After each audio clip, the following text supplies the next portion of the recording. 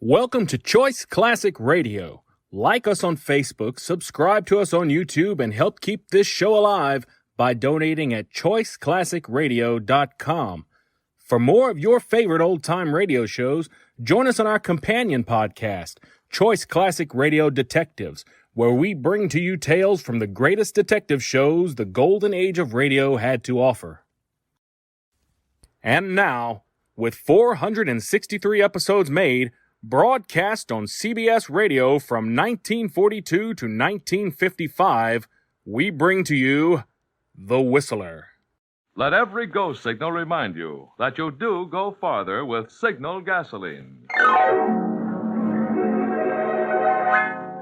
The Signal Oil Program, bringing you another strange tale by The Whistler. Tonight, the story of a weird game of murder, of a threat which brought the deadly answer, "Not if I kill you first."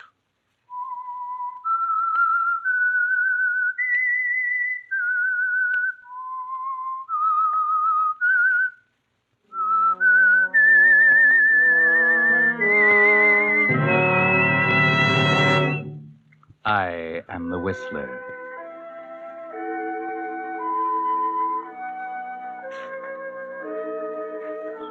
And I know many things, for I walk by night. I know many strange tales, many secrets hidden in the hearts of men and women who have stepped into the shadows. Yes, I know the nameless terrors of which they dare not speak.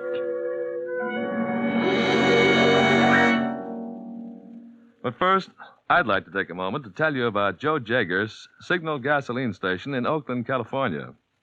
It's busy as a beehive, hours before most alarm clocks begin to jingle. Joe opens his signal station at the cold, gray hour of 4:45 to get ready for early morning defense workers because, as Joe puts it, their jobs are helping win the war, and I'm glad to serve them. During the day, Joe finds time for another unusual service. Many servicemen's families don't have cameras, so with his fine speed graphic, Joe takes pictures of them for mailing to their men overseas. Well, we can't expect all signal dealers to open at 4:45 and take pictures for servicemen, as Joe Jager does. But every signal dealer has his own way of delivering extra services, even these days. That's because signal gasoline dealers don't operate just for today. With them, serving you is their permanent business, and will be through years to come. They know your car needs even better service today, when it must last out the duration and parts are hard to get. That's why friendly signal dealers give the thorough, conscientious kind of service you can depend on. And that's why more and more drivers are finding out that to make your present car go farther, a mighty good man to know is your neighborhood signal gasoline dealer. And now, The Whistler.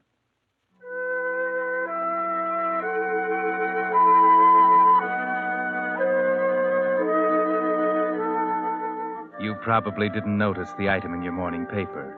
It wasn't very prominent. Just a squib on the 6th page about another jewel robbery. $50,000 in sparklers missing from one of the homes out on the hill. Not much of a story because there doesn't seem to be any mystery about it, as the chief of detectives told the reporters. Simple as ABC. We knew it was an inside job because there's no sign of forced entry. Whoever did it got in the house with an ordinary house key. And not only that, but we found a screwdriver under a chair. It matched up with the marks on the jewel drawer where he jimmied it open. And that screwdriver came out of one of the family cars. So we started looking around. There's a maid, cook, chauffeur, gardener. We look up their records, found out this chauffeur is an ex-con. Served 2 terms for burglary. And there you are. He wasn't very smart.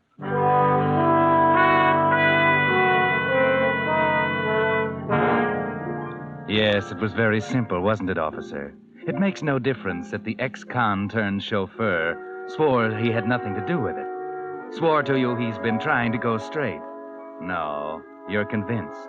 Only maybe if you knew what I do, officer, you might not be so certain. If you could see the little room over on First Avenue where young, tough Sammy Copeland is waiting for a business partner, pacing the floor, peeking out around a drawn blind, getting nervous. Maybe you'd be interested in the conversation when his business partner arrives. Albert Easley, cheap, dapper, and proud of it. Okay, Sammy, relax. It took you long enough. Where you been? I said relax. You're in the big time now.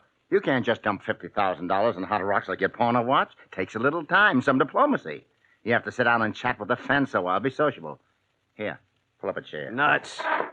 The main thing is, did you get it? It's all here, right in the briefcase. How do you like it? Yeah. Yeah, look at it. 50,000 clams. 50,000? Shows you're inexperienced, son. There's only 30,000 here. 30? But you said those rocks was worth 50. The paper this morning said 50. Sure. But you don't think your fence will give you the full value on hot rocks? He's taking a risk, too. He's got to have some profit. We got 30 for him. Oh, yeah? How do I know that? What do you mean? I mean, how do I know you ain't got the other 20 catched out somewhere? Listen, Squirt, you trust me. See, that's how you know. Now, relax, like I said, and be a good boy. You got nothing to worry about as long as you stick with me. Now I'll count out your 15,000. I want more than that. I want 25. What? And leave me only 5? That's a fine way to treat a partner. I don't care about you. I want what's coming to me. You'll get it and no more. We split this 50-50. Oh, why should we? Why should you get half? I did the job. I went in and got the stuff. I took all the risk.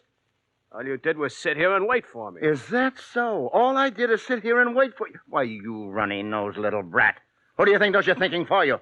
How far do you think you'd give that stupid brain of yours? I don't need you. No? How much of this 30,000 do you think you'd have now if it wasn't for me? I'll tell you, not 1 cent. Who found out about the jewels in the first place? Me.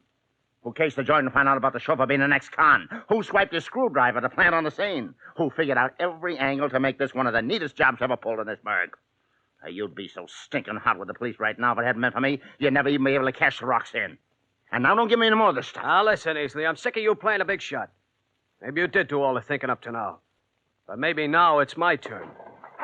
I'm taking 25 of that pile, and you ain't got nothing to say about it. Why, you... Well, you little rat. You'd pull a rod on me. Yeah, and I know how to use it, big shot. Now get counting.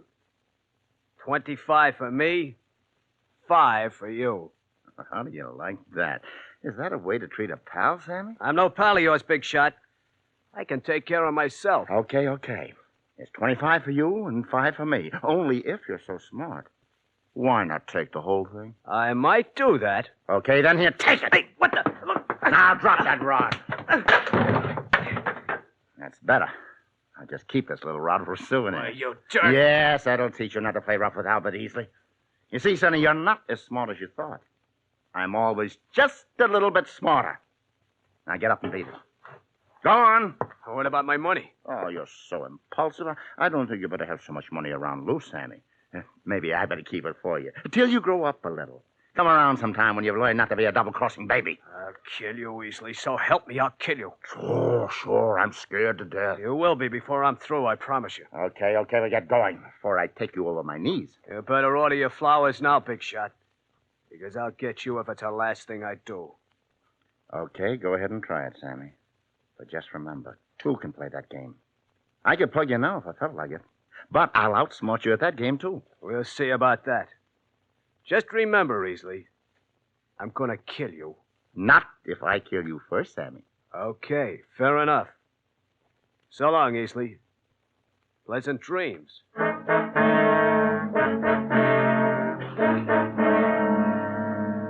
Well, now, a pleasant pair, don't you think? The kind who make a game of murder, and may the best man win. Winner gets the 30 G's. Loser gets 6 feet of mud in his face. But then Albert the big shot isn't worried yet. Maybe he didn't take Sammy seriously at first. But then that afternoon, something happened. Herald, paper, Allies, advance on Rhine. Read all about it. Paper. Well, hello there, Sonny. I'll have one. Hi, Mr. Easley. Here you are. Thanks, Sonny. We'll keep the change. Good night. Gee, thanks, Mr. Easley. Hey, Mr. Easley, look out! Look out! Jiminy, Mr. Easley. That was a close one. That guy looked like he was almost trying to hit you. Yeah. Guess he wasn't fooling. Huh? Thanks, Sonny, for yelling at me. Guess I'll have to be more careful crossing streets after this.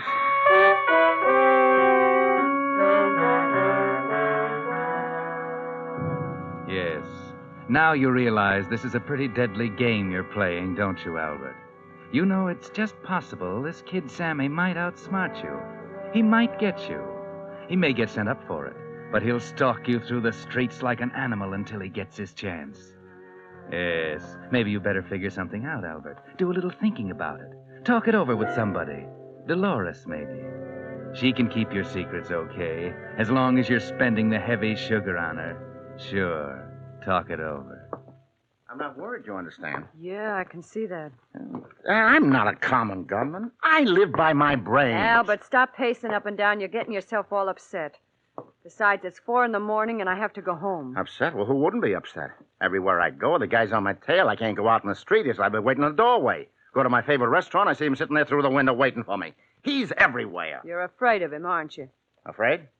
No, I'm not afraid of him. Okay, so you're not afraid of him. Why not let me go get some tickets to Miami? You need the rest. No, I'm staying here. And get this straight. I'm not afraid of him. Maybe he is out to get me. So what? He's not smart enough. Look at that car trick. That's stupid. He's not going to get me with tricks like that. I've got nothing to worry about. Okay. Now, how about taking me home? It's too late. I need some sleep. You take my car. The keys are there on the table. Okay, Sir Lancelot. But don't forget, you're no safer right here than you would be taking me home. Shut up. Okay. Okay, sugar, I'm just kidding. I don't suppose you can spare the time to see me to your penthouse door. You know the way. That's what I thought. Well, my mother told me there'd be nights like this. Anyway... Wait a minute. What is it now? Shut up. You hear anything? Hear anything? No. What? I don't know. It's just noise. No, he's hearing things. Shut up. There. Oh, yeah, I did hear something. What was it? How should I know? But there's somebody up here on the roof outside my apartment. Maybe it's only the wind. The wind. Listen. Yeah, there's somebody walking around out there. Turn up that light. Hurry. Okay. Quiet. Don't move. Sugar. I see it. A shadow on the window. He's at the door. He's trying to open it. I'll get him. All right, put up your hands. Oh, please, don't shoot. It's me, O'Brien, the night janitor. O'Brien. Yes. Turn on the lights, Dolores. Yeah. Oh, yes, it's me, Mr. Easley. Oh, for the love of heaven, don't shoot. Brian, what are you doing up here? Well, somebody left the skylight open, and I come up to shut it. I saw a light here, and then it went off, and I just thought I'd better try your door to see nobody get in. I didn't mean to frighten you, Mr. Easley. It's all right, O'Brien. It's all right. Go on, forget about it. Here's a little something for your trouble. Oh, yes, sir. Thank you, sir. Thank you. O'Brien, the janitor. You see, we've been worried about shadows. Well, maybe you can laugh, but I've got the jitters good. I need a drink. Okay, you know where to find it. I'm going to bed. O'Brien. I should have known. Sammy's not smart enough to try to get me here in the apartment. Hey, don't you want to join me in a drink? No, thanks. This bedroom's the last stop for me tonight. I think I'm going to get the best night's sleep I've had in a long time. You know, Dolores, I'd bet... Yeah, I'm listening, Albert. What's the matter? Dolores. Come here. Where are you? Oh, in the bedroom. Well, what's the matter? What do you just stand there for? Look. The bed. Albert. What is it? A knife. Big enough to split a skull. A knife? What's it doing sticking in your bed? It was thrown there, probably through that window. Somebody who thought I'd be there, asleep. Sammy. That's why the skylight was open. He came up here. Yes. There's no imagining this. Sammy wasn't kidding. He wasn't kidding. He's out to get me. Yeah. And you're not afraid, are you, sugar?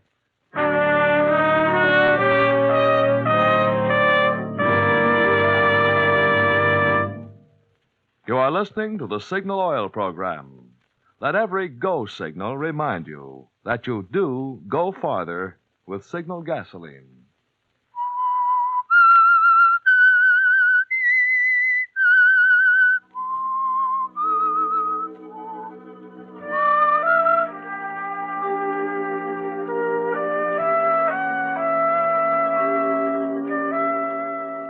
Now you know, don't you, Albert? There's no telling yourself it might not have been Sammy.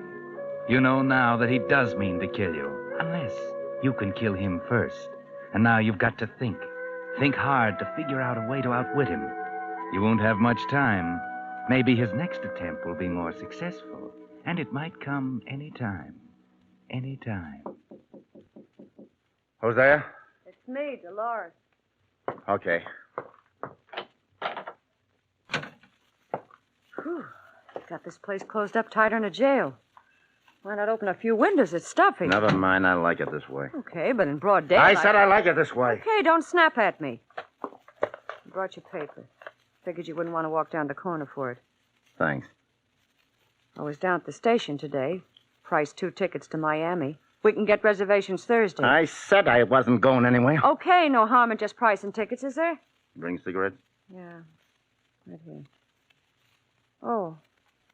While I was down there in the district around the station, a very funny thing happened. I thought I saw you. Very funny. You know I've been here all day. I know, but that's why it was so funny. This guy looked exactly like you. What? He fooled even me.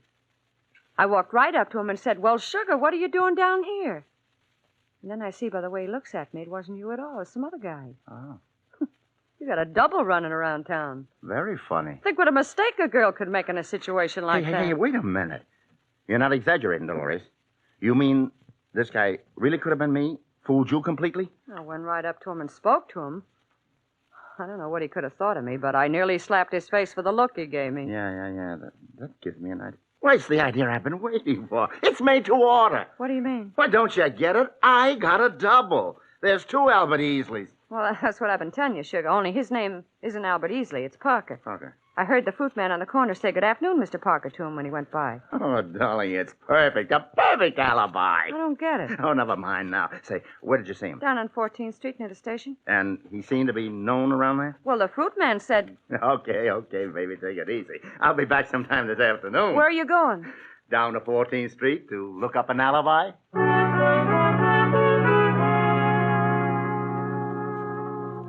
Now, this is more like it, Albert.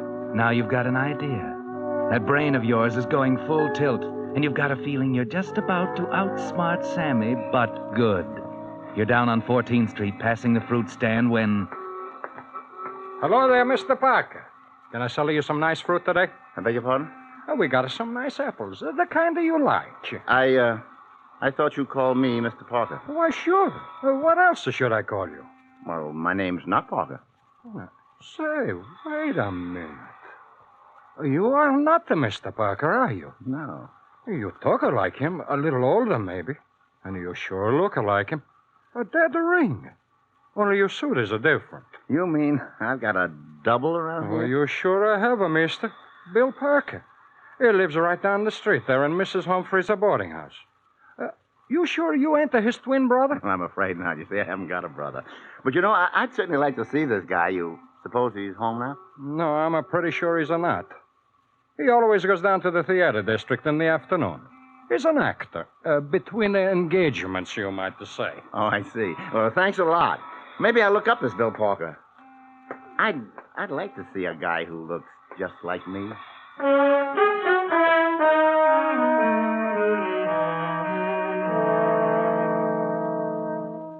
Yes, you'll look him up all right, Albert. You hang around his street all day watching for him. Finally, he comes home, and you get a good look at him from across the street. But it's not enough. You're there the next day when he goes out, and again when he comes back. And the next day. You notice everything about him. It's easy to find out how he talks. Just question some of the people along the street. People who are surprised that you're not Parker. Then, to make doubly sure, you take the final step. Try it once. Oh, Mr. Parker, you're back early. Oh, just for a minute, Mrs. Humphreys. I forgot something. Run up to my room for a second. Well, here you're forgetting your key. What? Oh, yes. I forgot I left it with you. Well, Mr. Parker, you always leave it with me. What? Oh, yes, so I do.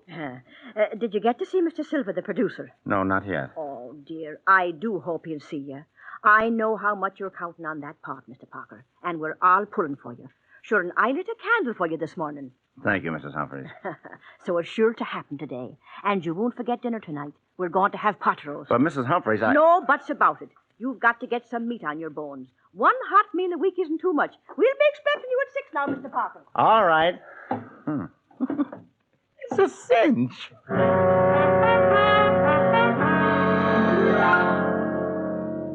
A cinch, sure. Even his landlady, who sees him every day, didn't suspect you weren't Parker. A few minutes in his room, and now you're ready. You get Dolores and give her the setup. Bound to work. It's beautiful, a perfect alibi. Look, Sammy's going to be at Charlie's Club tonight.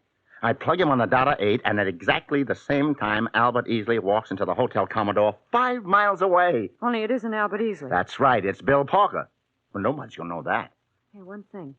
How do you get Parker to show up at the Hotel Commodore on the dot of 8? That's where you fit in, baby. Oh? See, this Parker's an actor, trying to get a part from him. Mr. Silver's his only chance. He's been starving to death.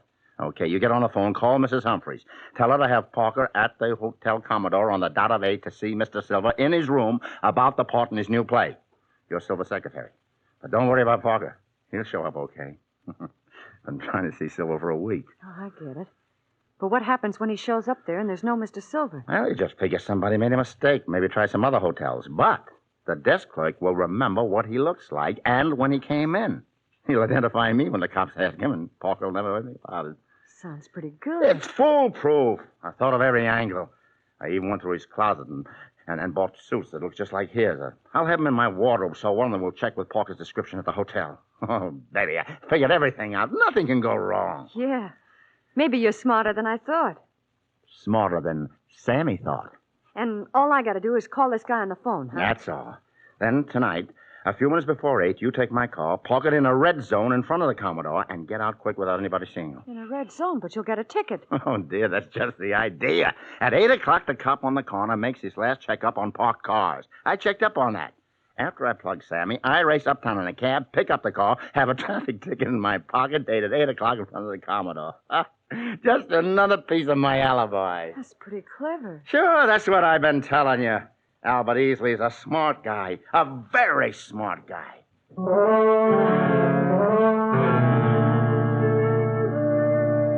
Yes, you're a smart guy, all right, Albert. It's all figured out. Dolores makes the call. Parker will be there. She drops you down near Charlie's Club and goes on to park the car. You sneak in the back way, up the hall. The door's ajar. There's Sammy, sitting there, half facing you. He's grinning about something, looking satisfied. You'll soon fix that.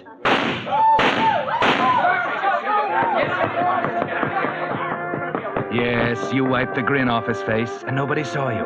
You're out the back way before anybody has the sense to look for you. Into a cab, hurrying uptown, to the Commodore. Yes, there's your car. And even before you get to it, you can see the traffic ticket fluttering from the windshield. Everything's okay. It's perfect.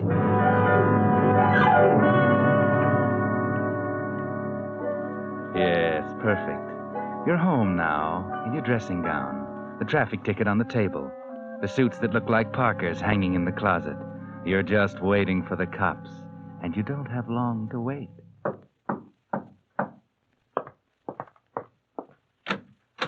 Yeah? You Albert Easley? Yeah. I'm from headquarters. Oh, come in. I'd like to ask you a few questions. Okay, go ahead. Now, where were you tonight around 8? 8 to... Why, I don't know. Yeah. Yes, it must have been just about 8 when I stopped into the Commodore to see a friend. What was his name? Mr. Silver. Well, you know, funny thing, he wasn't registered there. I'd been misinformed. You can prove that? Of course. Yes, I thoughtlessly parked in a red zone outside the hotel and got a ticket. There it is on the table. Mm-hmm. I see. This proves your car was there. What about you? Well, the desk clerk will remember me, I suppose. Mm-hmm.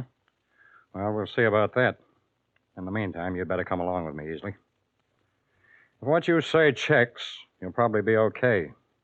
If not, you might be held on suspicion of murder.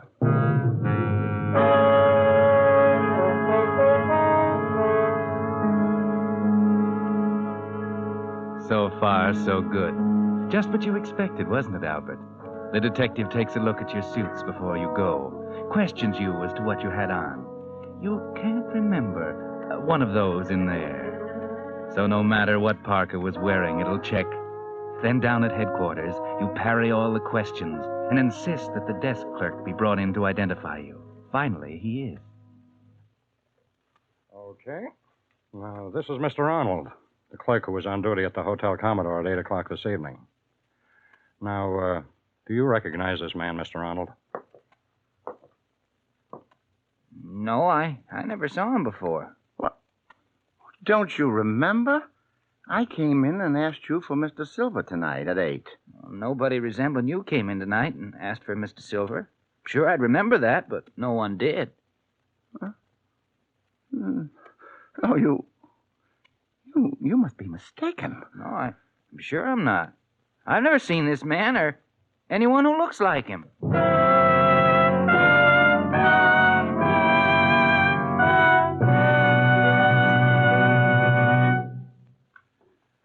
In a moment, the Whistler will be back to tell you what really happened to the perfect alibi. Meantime, I'd like to pass along some facts I just found out on the battery situation.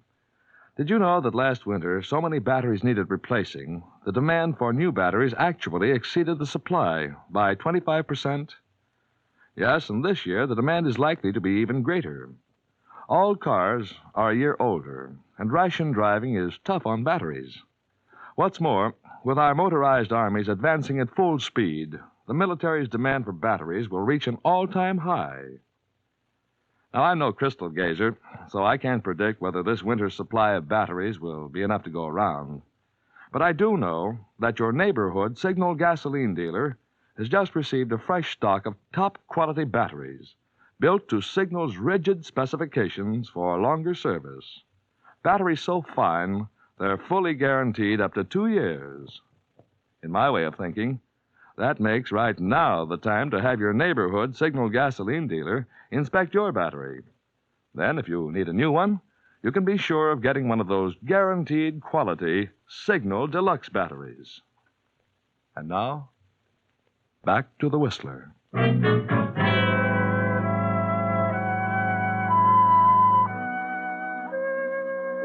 And so Albert Easley wasn't as smart as he thought he was. The perfect alibi blew up somehow, and now he's going to stand trial for the murder of Sammy Copeland.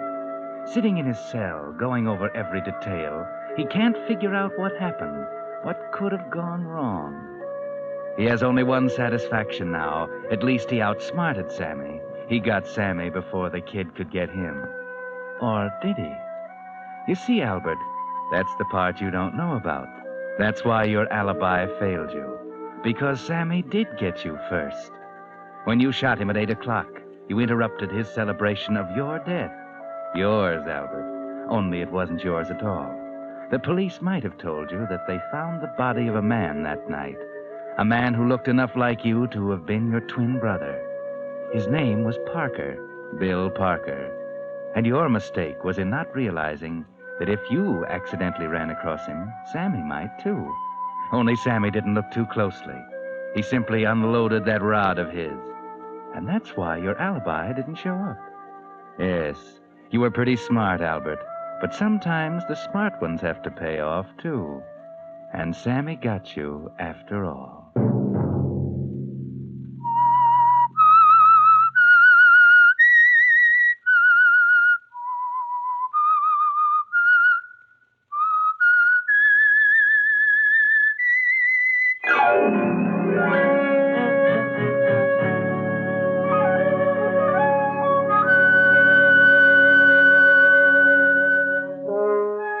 Next Monday at 9 o'clock, the Signal Oil program will bring you another strange tale by the Whistler. The Signal Oil program is broadcast for your entertainment by the Signal Oil Company, marketers of Signal's famous Go Farther gasoline and motor oil, and by your neighborhood Signal Oil dealer, who is at your service daily to keep your car running for the duration. The Signal Oil program, directed by George W. Allen, with story by John Everett Hudson and music by Wilbur Hatch, is transmitted to our troops overseas by the Armed Forces Radio Service. Bill Pennell speaking for your friend, the Signal Oil Company, and suggesting once again that you let every go signal remind you that you do go farther with Signal gasoline.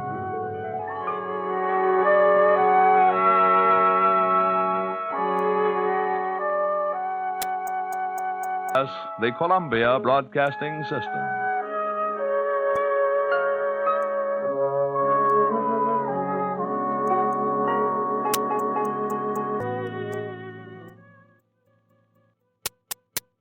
That concludes today's episode. We'd like to thank you and remind you to donate at choiceclassicradio.com. Remember, your donations make episodes like this possible.